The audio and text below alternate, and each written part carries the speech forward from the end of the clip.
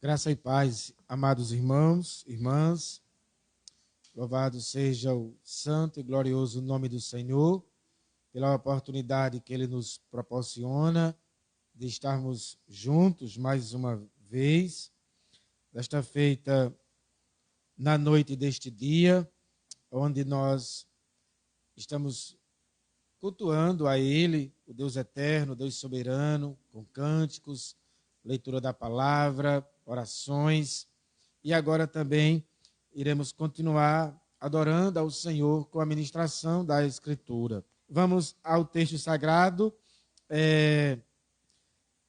onde falaremos na noite deste dia sobre o futuro glorioso do povo de Deus.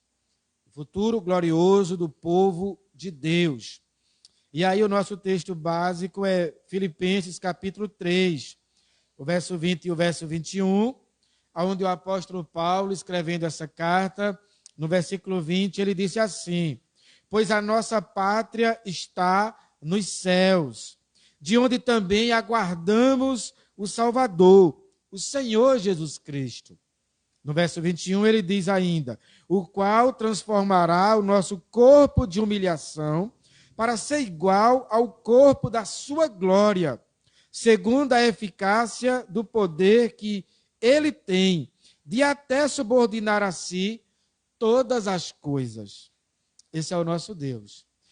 Irmãos e irmãs, na noite deste dia, eu começo esta pregação afirmando para vocês que o apóstolo Paulo, ele era de fato convertido ao ensinamento de Jesus Cristo.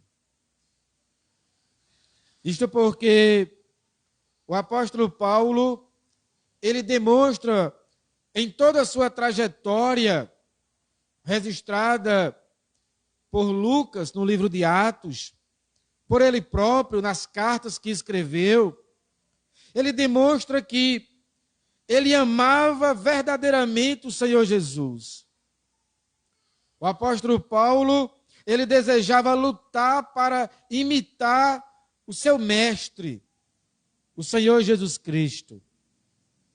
E eu estou convicto de que se ele pudesse participar da assembleia que há tempos atrás se reuniu para escrever um dos mais preciosos catecismos que a igreja cristã dispõe, que é o catecismo de Heidelberg, eu creio que o apóstolo Paulo estaria totalmente de acordo com a primeira pergunta do catecismo e também com a resposta que os estudiosos deram naquela oportunidade. Esse catecismo, ele começa perguntando assim: qual é o seu único conforto na vida e na morte? Qual é o seu único conforto na vida e na morte? E a resposta é a seguinte: o meu único conforto é que corpo e alma, na vida e na morte, não pertenço a mim mesmo, mas ao fiel Salvador, Jesus Cristo, que ao preço do seu próprio sangue pagou totalmente por todos os meus pecados e me libertou completamente do domínio do pecado. E o catecismo continua afirmando: ele me protege tão bem que, contra a vontade de meu Pai do céu, não perderei nenhum fio de cabelo. Na verdade, tudo coopera para o meu bem e o seu propósito é para a minha salvação.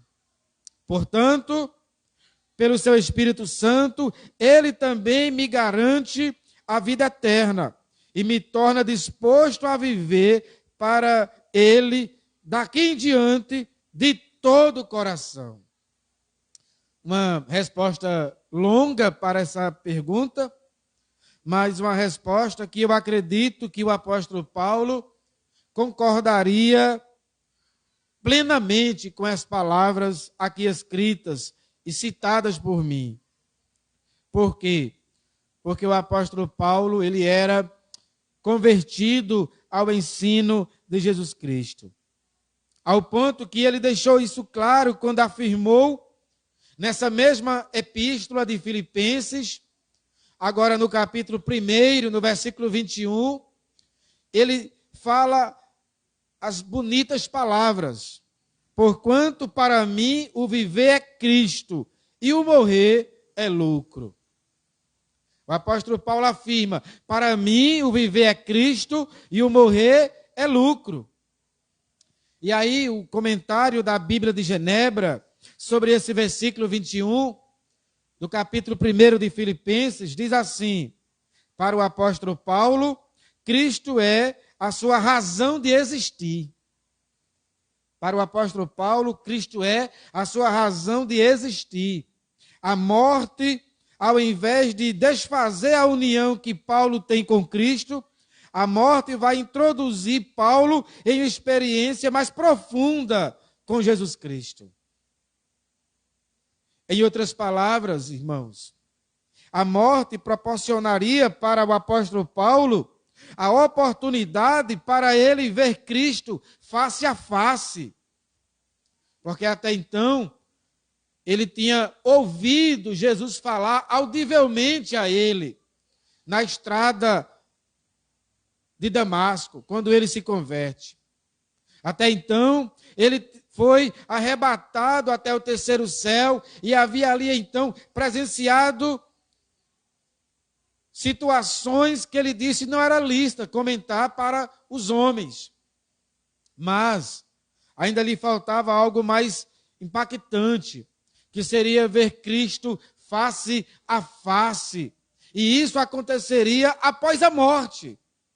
Daí ele dizer: para mim viver é Cristo e morrer torna-se lucro, porque a morte vai me introduzir em um estado de vida superior a este que eu estou no presente momento. É por esse motivo que ele também descreve que ele não tinha medo da morte. Pelo contrário, ele pensava nela como sendo até um lucro. Para ele, a morte física não era o fim. Para ele, era sim o começo de uma vida superior, de uma vida melhor. E quiçá, por causa disso, ele escreveu também no capítulo 1 de Filipenses 1, no capítulo 1 de Filipenses, no versículo 23, ele escreve assim: ora, de um e de outro lado estou constrangido, tendo o desejo de partir e estar com Cristo, o que é incomparavelmente melhor. Então, note que no verso 21 ele diz: viver Cristo, morrer lucro. Aí no verso 23 ele diz assim: eu me sinto constrangido, porque o meu desejo de fato é partir, é estar com Cristo, porque sei que isso vai me introduzir em uma experiência melhor do que a que eu estou vivendo no momento. E aí no contexto da carta ele vai explicar que o que fazia ele se motivar a ficar era lutar pela igreja, era edificar os irmãos, era o amor que ele tinha pela igreja militante, pela igreja nesta terra. Mas ele deixava claro: não tenho nenhum medo de ir. Ao contrário, ir para mim será melhor. Porém, entendo que é importante ficar por causa de vocês, nem tanto de mim, mas por causa da edificação, por causa do trabalho que tenho que desenvolver aqui. Então, observe o seguinte, irmãos: o apóstolo Paulo, ele gostava desta vida, claro. Ele não está dizendo que viver era ruim. Ele gostava dessa vida, porém, ele estava convencido de que a vida futura seria melhor. Ele estava dizendo: viver é bom, porém partir para a eternidade é superior, é melhor. Era uma comparação entre o bom e o melhor. Foi esta certeza que levou ele a escrever também as seguintes palavras: porque para mim tenho por certo de que os sofrimentos do tempo presente não podem ser comparados com a glória a ser revelada em nós. Ele fala isso em Romanos 8, verso 28. Ele está convicto de que aqui viver é bom, embora é um bom, porque a gente gosta dessa vida, está habituado, mas eu e você sabemos que é um bom mesclado com muita luta, com muita dificuldade. Não é verdade? Por isso ele diz assim: eu estou certo de que os sofrimentos do tempo presente é bom viver, mas eu e você sabemos que vivemos envolvidos a muito sofrimento. Porém, como diz Hernandes, a vida não é só sofrimento. Deus vai mesclando momentos prazerosos com momentos de adversidade. Ele vai temperando a nossa existência. Então, de repente, você passa um longo período de bonança, de bênçãos, onde a providência ela se manifesta sorridente na sua casa, na sua vida. Aí, de repente, muda. A providência se manifesta carrancuda. E aí vem a adversidade, vem as lutas, e a nossa vida vai sendo temperada assim. O Senhor vai nos abençoando e nós vamos vivendo. E viver é bom. O que ele está dizendo que lá é melhor é que lá não vai ter essa temperança. Lá vai ter um estado totalmente isento de adversidade. Então, daí lá ser melhor. Porque aqui você está alegre de manhã, meio-dia você fica um pouco triste e termina o dia alegre de novo, porque as situações vão mudando, as circunstâncias vão alternando. E você vai respondendo às circunstâncias de acordo com elas. Então, de manhã você acordou bem, porque está na expectativa que será um bom dia de trabalho, vai ser um bom dia das vendas, vai ser um dia agradável. Você acordou bem porque está na expectativa. Meio-dia está meio triste, porque já não está dando certo, o que você planejou já não foi como era. Então você já oscilou um pouco. Aí à tarde vem uma notícia boa, que anima você de novo, e faz você levantar o ânimo e terminar bem a noite. Então é assim, Deus vai mesclando. Claro que nem sempre nessa ordem. Às vezes ele permite um dia todo ruim. E aí você só vai melhorar depois, como diz o salmista. Né? À noite pode vir um choro, mas pela alegria, mas de manhã, né, vem a alegria. Ou seja, durante a noite, durante o dia, você teve lutas, adversidade. E de repente, passou-se um momento, aí a situação mudou. Mas o certo, irmãos, é que a confiança do apóstolo em uma vida futura superior a esta, do presente, o fez escrever, não só o que eu já disse até o momento, mas o fez escrever palavras que confortam, palavras que animam, palavras que revigoram o nosso ânimo. Revigoraram o ânimo dos filipenses no passado, está revigorando o nosso ânimo hoje, e vai continuar revigorando no futuro, até Jesus voltar. Porque a palavra de Deus, ela é perfeita, ela não caduca, ela não fica velha, ela será sempre atual. Ela foi atual para os filipenses, está sendo atual para nós nesta noite, e continuará sendo atual no futuro, até Jesus voltar.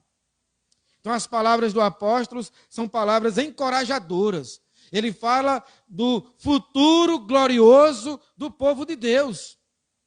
Sendo assim, quando nós olhamos para as palavras que ele escreveu de maneira prioritária aos filipenses, no capítulo 3, verso 20 e 21, que eu li com vocês, ele ali expressa o futuro glorioso que está reservado para os filhos de Deus.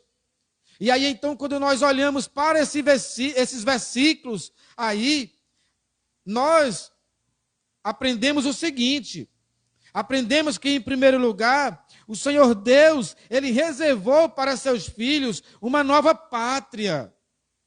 O texto aí é muito claro. E eu fiz questão de citar o próprio texto. Ele reservou para os seus filhos uma nova pátria. Note que o texto diz assim: pois a nossa pátria está nos céus. Percebe? A nossa pátria está nos céus. Então, foi isso que escreveu o apóstolo. E isso nos leva à conclusão de que há um lugar a ser habitado pelos servos de Deus após a morte. Vocês agora entendem porque Paulo disse: viver Cristo, morrer lucro? Eu desejo ir, porque ele estava convicto de que há uma nova pátria reservada para nós. A nossa pátria está nos céus, diz ele. E é importante observar que Cristo Jesus, ele tranquilizou os seus apóstolos, aonde, claro, Paulo não estava lá naquela audiência, porque Paulo foi chamado depois, mas Paulo está embasado aqui nas palavras de Jesus. Ele não está inventando quando ele diz assim: a nossa pátria está nos céus. Ele está simplesmente lembrando aquilo que foi dito pelo próprio Jesus.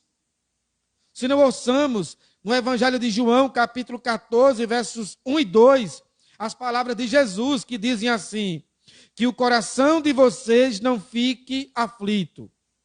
Creiam em Deus, creiam também em mim.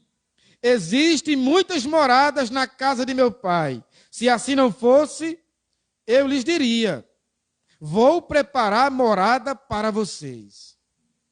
Então ele fala isso, e João então escreve palavras de Jesus, dizendo assim: eu estou afirmando, existem moradas reservadas, existe um lugar reservado, existe uma nova pátria para vocês.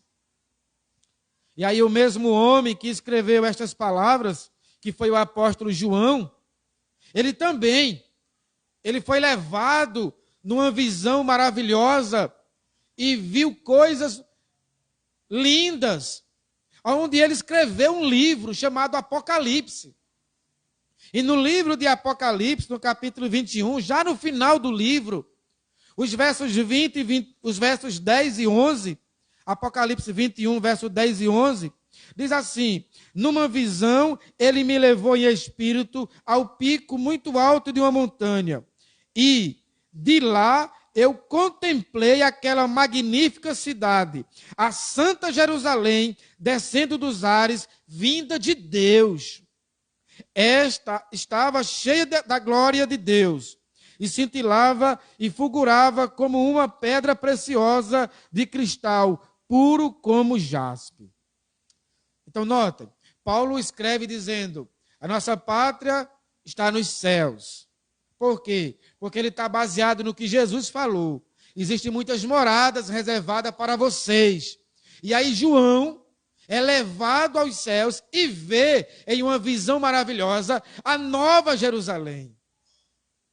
Tudo isso apontando para um lugar reservado para o povo de Deus. Tudo isso mostrando qual é o futuro glorioso do povo de Deus.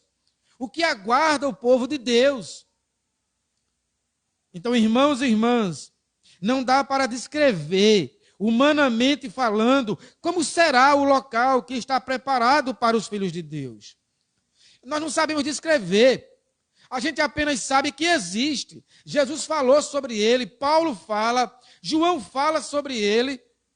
E o apóstolo Paulo também, quando vai falar sobre esse assunto, agora escrevendo a igreja em Corinto, em 1 Coríntios, capítulo 2, verso 9, ele diz assim: mas como está escrito, nem olhos viram, nem ouvidos ouviram, nem jamais penetrou em coração humano o que Deus tem preparado para aqueles que o amam. Eu não sei explicar. O próprio apóstolo Paulo disse: olhos não viram, ouvidos não ouviram, o que está preparado para aqueles que o amam. Então, muito mais do que você querer saber como vai ser o céu, como será o inferno, é melhor você logo firmar aonde você vai estar. Porque, independente de como será o céu, será bom, muito mais melhor do que o que você imaginar. Então, eu e você não precisamos saber como será em detalhes. Eu e você precisamos garantir a nossa ida para lá. Porque uma coisa eu digo, será melhor do que o que você pensa. O contrário também vale. No lugar de você ficar investigando e querendo saber como será o inferno, é melhor você garantir que você não vai para lá. Porque eu posso também lhe afirmar, por mais que você imagine sofrimento, será pior do que o que você imagina. Então o certo é saber que há um lugar. E você definir para onde você está indo. Onde você vai habitar. Qual será o seu destino final? Porque o Senhor preparou um futuro glorioso para o povo dele, irmãos. Sendo assim, o que João viu foi apenas uma pequena parcela, comparando-se com tudo que está reservado para o povo de Deus, que habitará na nova pátria no céu. Quando João foi levado e viu ali, ele viu sim a cidade, mas ele não sabe descrever. Os teólogos, os estudiosos ficam debatendo como será lá. Mas mais importante, repito, é a gente estar lá. Deixa as surpresas para lá, para aquele momento. E garanta que lá você estará para a glória de Deus. Então, irmãos, faça aqui uma aplicação a vocês, irmãos e irmãs. A morte para quem crê em Cristo de forma correta não é o final. Eu não estou aqui dizendo que ela é agradável, ao contrário, ela talvez seja o nosso pior inimigo, não é? Mas ela não é o final. Em outras palavras, a vida não termina no túmulo. Para quem crê em Cristo, a vida não termina no túmulo. E também para quem não crê em Cristo, a vida não termina lá. Há continuidade.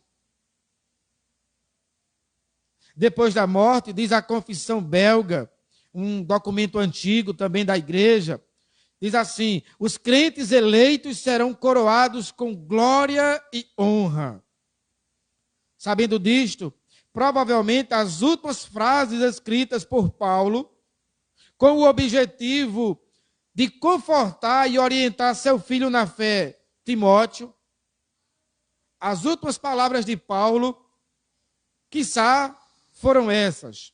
Em 2 Timóteo, capítulo 4, versos 6 a 8, quando ele diz: digo isto porque eu não estarei por perto para auxiliá-lo muito tempo mais. Essa frase é interessante porque ela remete a todo o contexto da carta. Paulo escreve uma carta inteira para Timóteo, uma carta pessoal. É aquilo que nós chamamos as pastorais, que é uma carta pastoral. Ele está escrevendo para alguém. E aí ele diz assim: olha, tudo que eu escrevi até agora, eu estou escrevendo porque eu não vou estar mais presente, você não me terá mais fisicamente. Embora a gente não esteja sempre junto, geograficamente estamos distantes, mas eu sei que você se consola em saber que eu estou vivo. E que você pode me auxiliar, que você pode me consultar. Mas não será mais assim. Não estarei mais com você presente sempre. Paulo aqui está prenunciando já a sua morte. Lembra que ele disse, viver Cristo e morrer lucro? Ele não tinha nenhum medo, não. Daí ele agora escrever, daqui a pouco eu estarei a caminho do céu. Olha como é que ele se dirige. Daqui a pouco eu estarei a caminho do céu. Muito tempo lutei incansavelmente por meu Senhor. E no meio de tudo eu me conservei fiel a Ele. E agora chegou a hora de eu parar de lutar e descansar. Olha como é que ele encara. A cosmovisão dele é maravilhosa. Ele não vê a ida como uma tragédia, ele vê a ida como um descanso.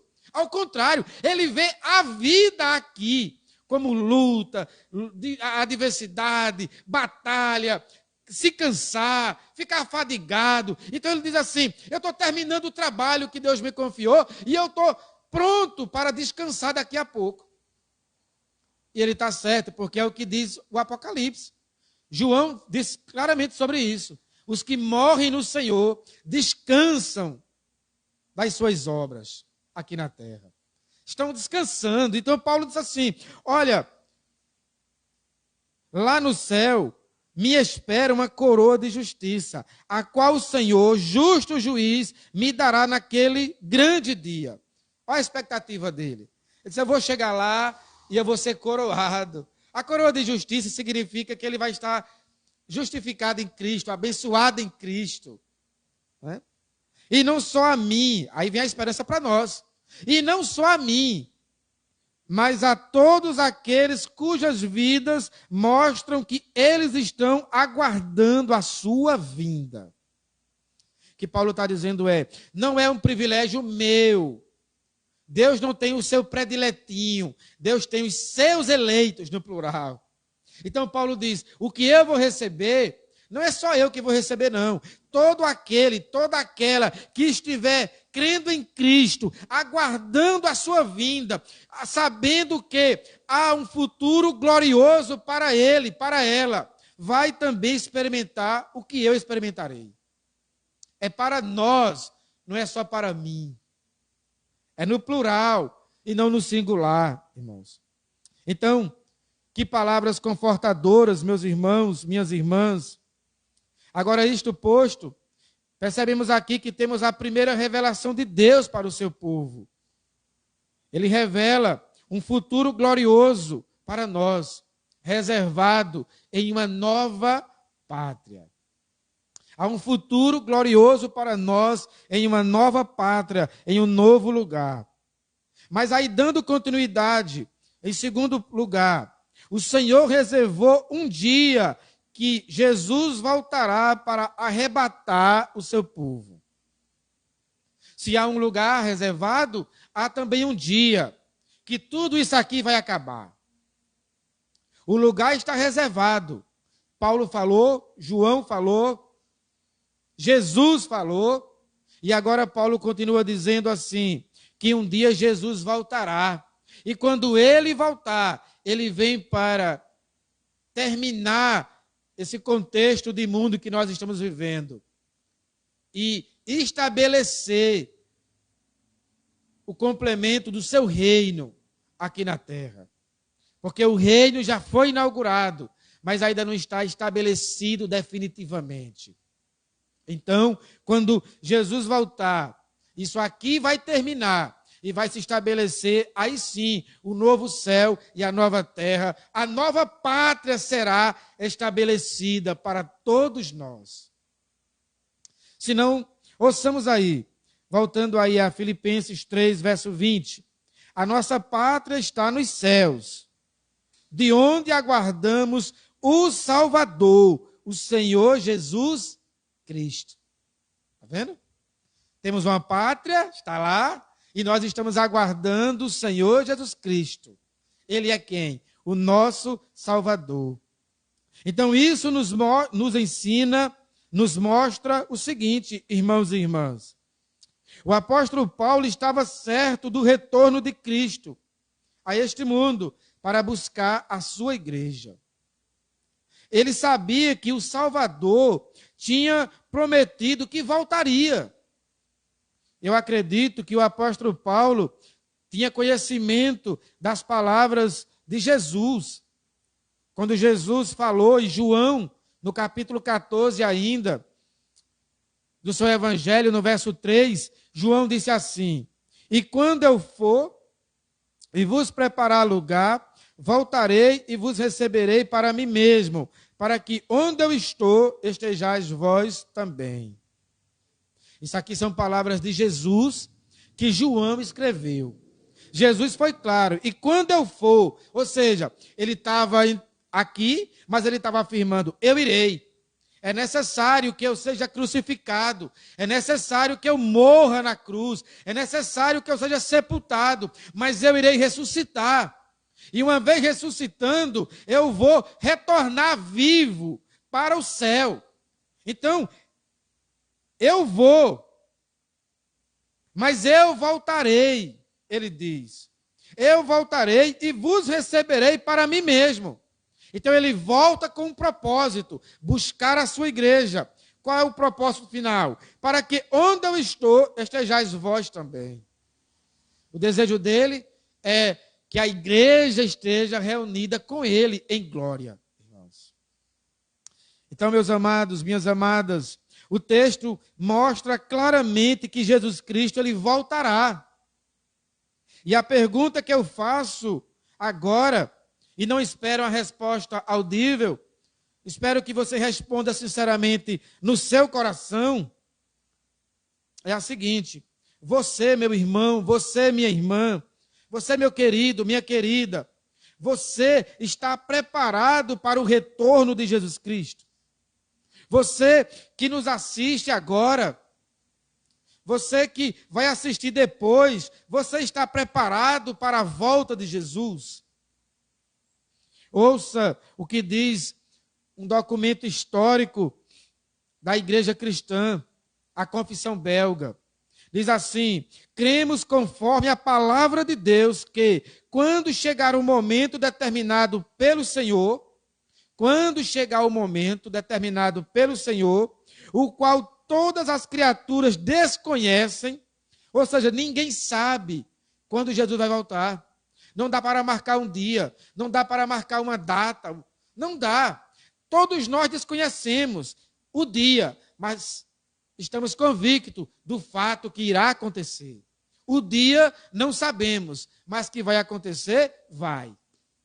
Então, o qual todas as criaturas desconhecem, e o número dos eleitos estiver completo. Olha que coisa bonita.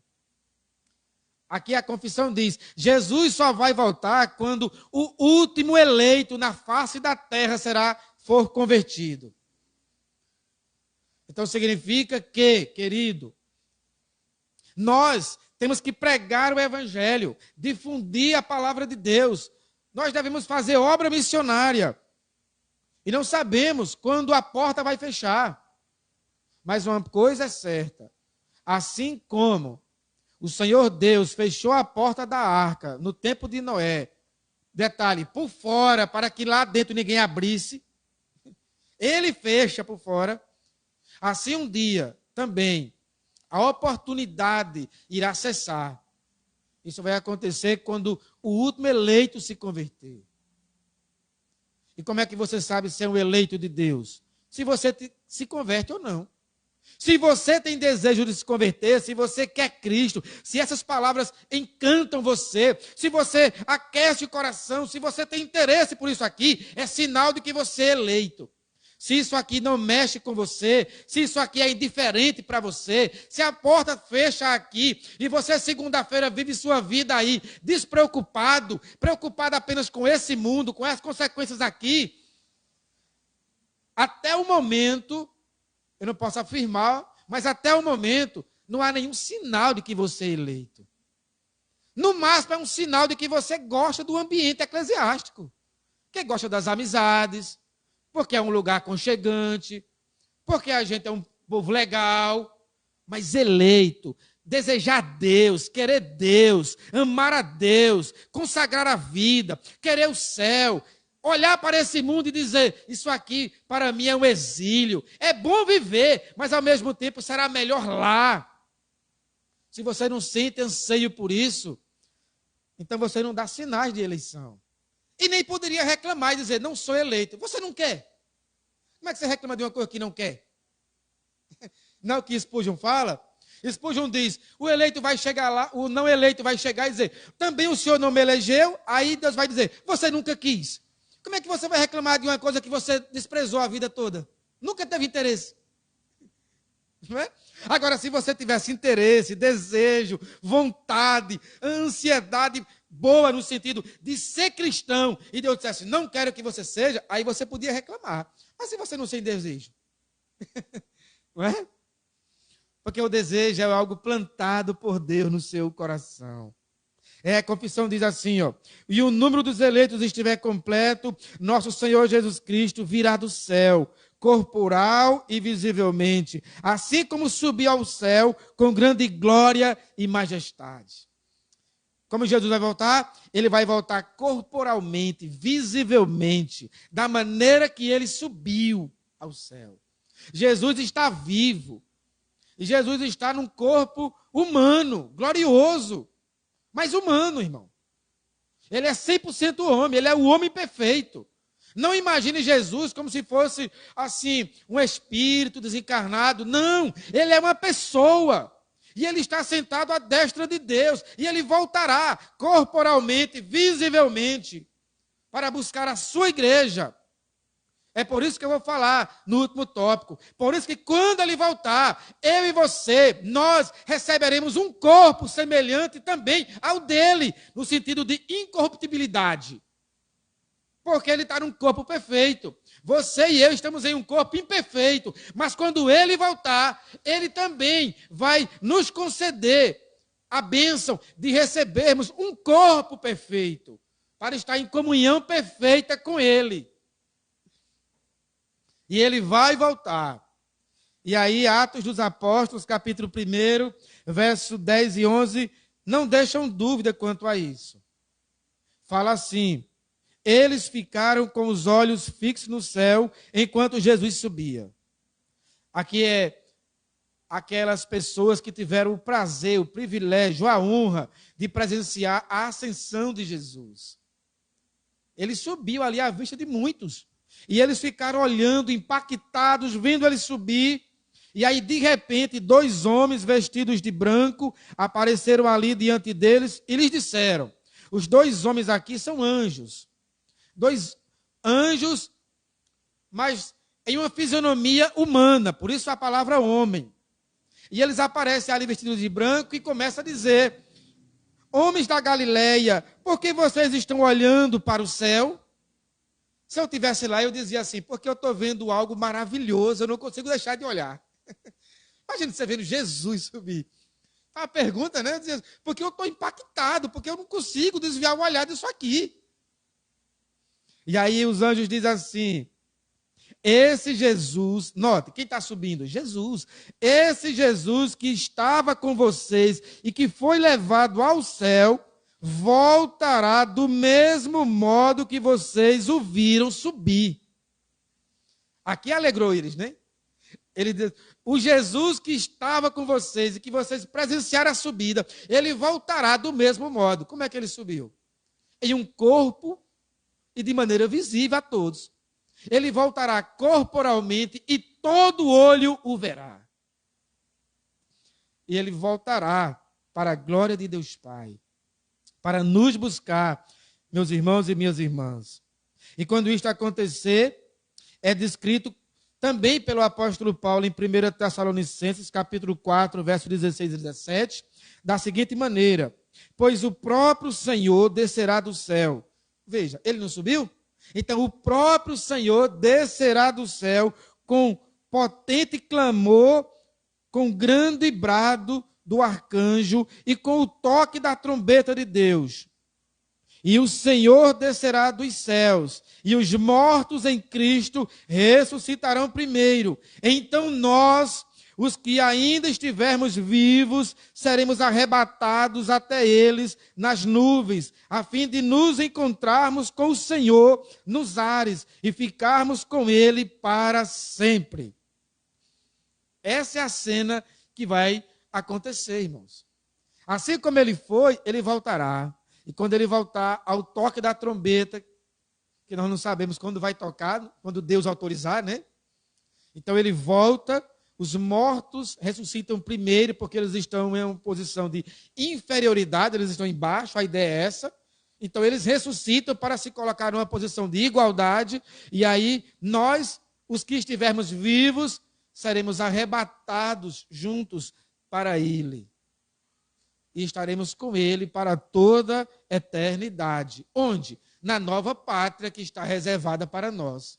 E ele vem para nos buscar, para nos levar para lá. Que nada mais é do que este mundo restaurado no final. Isso aqui será restaurado. E nós teremos agora não o paraíso em miniatura, apenas para Adão e Eva, mas teremos uma amplitude do reino de Deus para todo aquele que crê em Jesus Cristo como seu único e suficiente Salvador. Se você crê, isso aqui é para você. Uma esperança para você. E aí, meus irmãos, minhas irmãs, para a gente refletir, notem, se tudo isto que eu estou dizendo é verdade, a conclusão é a seguinte: somos o povo mais bem-aventurado da face da terra. Somos o povo mais feliz da face da terra.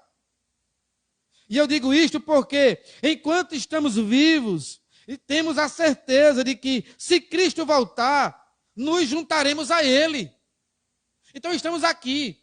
Amanhã vamos trabalhar, vamos estudar, vamos seguir a vida. Amanhã seguiremos a rotina. Temos a nossa agenda e devemos seguir normalmente.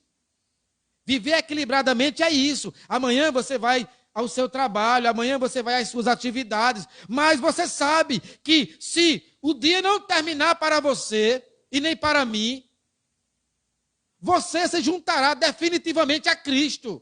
Lembre-se disso. E se terminar, você vai viver mais um, mais um, mais um, até o dia que vai chegar que não termina.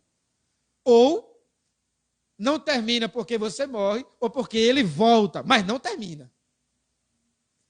Ou você vai, ou ele vem ao seu encontro. E quando ele vir, ele leva você. E se ele não vir e você for, você encontra-se com ele. Logo você está abençoado, você é bem-aventurado. Enquanto você está vivo, você está certo de que aconteça o que acontecer, você é dele. Ah, pastor, e se eu morrer? Se você morrer, você será ressuscitado para a vida eterna, no dia final. Se você morrer, o seu espírito e o meu já tem um encontro glorioso com ele, que é o que nós chamamos de estado intermediário. Mas ainda não é a plenitude, é o seu espírito. Mas lembre-se, Jesus está vivo em carne. E aí, então, no dia final, quando ele voltar, se eu morrer antes, então, claro, serei sepultado. Então, quando ele voltar, eu serei ressuscitado, para estar em pé de igualdade com a igreja do presente. E aí, eu e a igreja, ambos, receberemos um novo corpo glorioso, que se juntará ao meu espírito, para estar com ele para toda a eternidade. Então não tem, irmãos, meio termo. Nós somos abençoados. Estamos vivos, a bênção de Deus. Morri, a bênção de Deus. Não é? Logo, o apóstolo Paulo escreveu em Romanos 14:8 assim, ó: porque se vivemos, para o Senhor vivemos, se morremos, para o Senhor morremos, quer pois vivamos ou morramos, somos do Senhor. Isto posto, eu caminho já para o final, dizendo que esta é a nossa segunda revelação. Uma revelação maravilhosa que Deus faz para o seu povo. Ele enviará Jesus para arrebatar a sua igreja.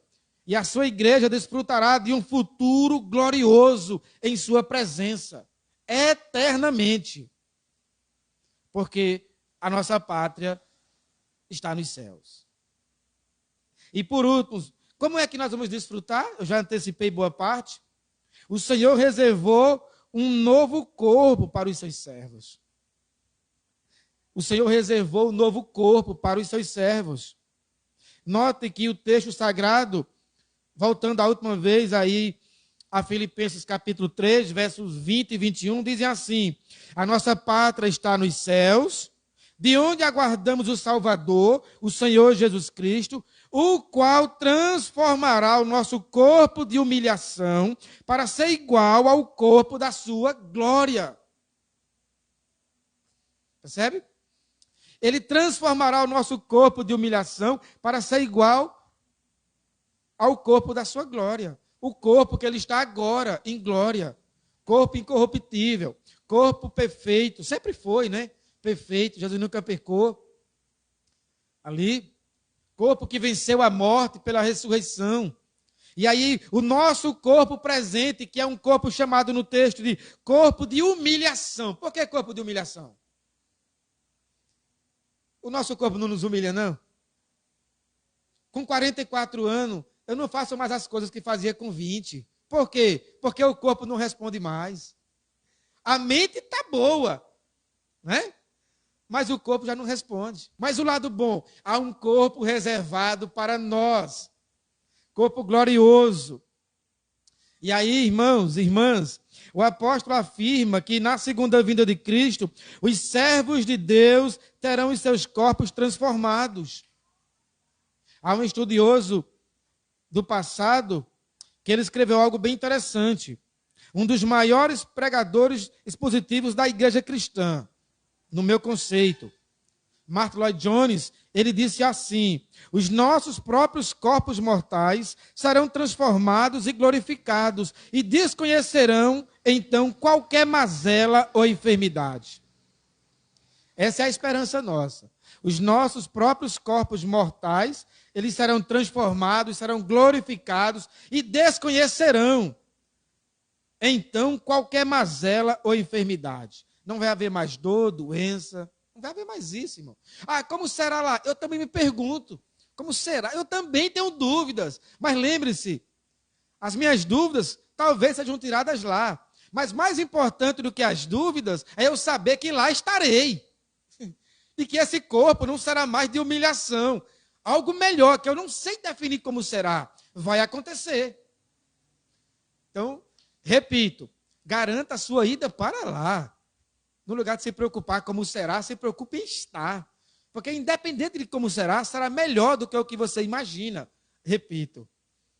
E eu penso, irmãos, que Martin Lloyd Jones estava correto realmente quando escreveu essas palavras, porque o apóstolo Paulo, confortando e orientando a igreja aos Coríntios, no capítulo 15 de Coríntios, 1 Coríntios 15, verso 51, o apóstolo Paulo disse assim: eis que eu lhes estou contando este segredo maravilhoso. Eis que eu estou contando esse segredo maravilhoso. Nem todos morreremos, porém todos seremos transformados. Nem todos morreremos, porém todos seremos transformados. Lembre-se que quem morre será ressuscitado. E quando ele ressuscitar, ele será transformado. Corpo glorioso. Quem estiver vivo não vai morrer, mas ele vai receber uma transformação. Corpo glorioso. Nem todos vamos morrer, mas todos vão passar por essa metamorfose, essa transformação maravilhosa.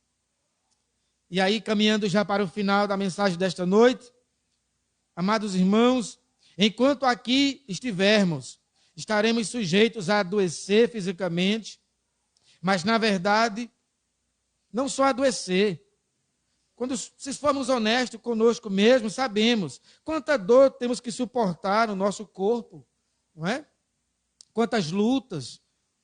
À medida que os anos vão avançando, também vão surgindo os problemas de saúde por causa da fragilidade do corpo.